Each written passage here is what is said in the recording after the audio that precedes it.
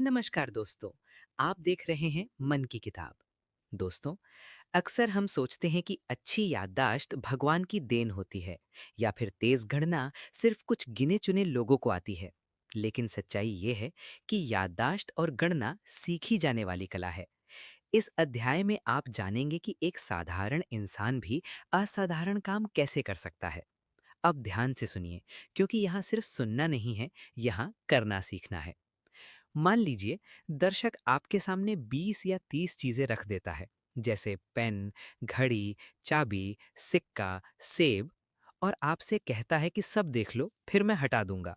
अब सवाल यह है, इतनी सारी चीजें याद कैसे रखी जाएं? इसका एक बहुत सरल नियम है। दिमाग सीधी और साधारण चीजें जल्दी भूल जाता है, लेकिन अजीब और मजेदार चीजें कभी नहीं भूलता।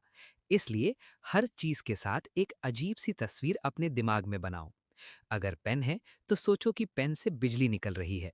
अगर घड़ी है तो सोचो कि घड़ी जोर जोर से चिल्ला रही है। अगर सेब है तो सोचो कि सेब के अंदर अलार्म बज रहा है। आपको चीज याद नहीं रखनी है, आपको सिर्फ तस्वीर याद रखनी है। तस्वीर याद रहेगी तो चीज अपने आप याद आ जाएगी। अब बात करते हैं नंबरों की। सच ये है कि दिमाग को नंबर पसंद नहीं आते, इसलिए मानसिक कलाकार नंबरों को शब्दों में बदल देते हैं। जब नंबर शब्द बन जाते हैं तो दिमाग उन्हें आसानी से याद रख लेता है।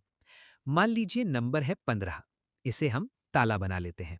नंबर है 32, इसे हम चांद बना लेते हैं। अब अगर नंबर हो 1532, तो दिमाग में एक ही तस्वीर बनाओ। चांद पर एक ताला लगा हुआ है। अब ये नंबर भूलना मुश्किल हो जाता है। अब आते हैं तेज गणना पर। मान लीजिए कोई आपसे पूछे 39 का वर्ग क्या होगा। आप तुरंत कहते हैं 1521। लोग सोचते हैं आप बहुत तेज हो, लेकिन असल बात यह है कि आप तरीका जानते हैं।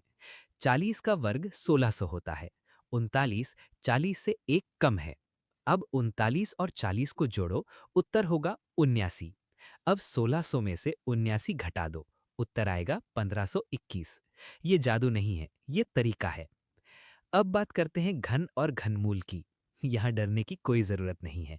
सिर्फ 1 से 9 तक के घन याद कर लिए जाते हैं। बाकी गणना अपने आप पैटर्न से हो जाती है। दर्शकों को लगता है कि आप सुपर कंप्यूटर हो। अब बात करते हैं मैजिक स्क्वायर की। दर्शक कोई भी संख्या बोलता है और आप तुरंत एक चौकोर बना देते हैं, जिसकी हर पंक्ति, हर स्तंभ और हर तिरछी रेखा का योग एक जैसा होता है। ये नंबर का खेल नहीं है, ये ढांचे का खेल है।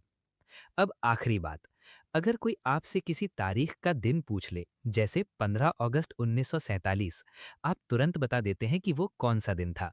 ये याददाश्त नहीं है, ये तय नियमों का सही इस्तेमाल है। लेकिन दर्शकों के लिए ये चमत्कार जैसा लगता है।